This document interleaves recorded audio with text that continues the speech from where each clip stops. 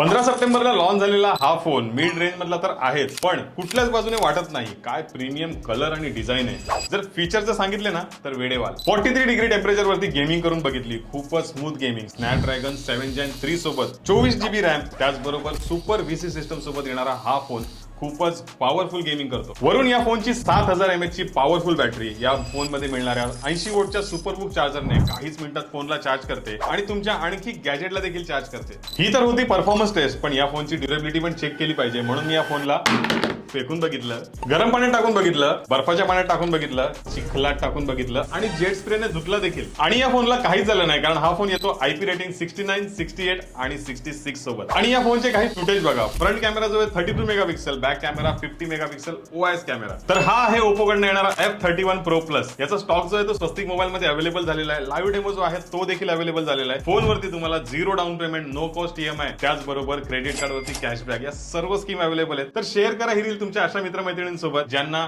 खूपच चांगली गेमिंग करता येते.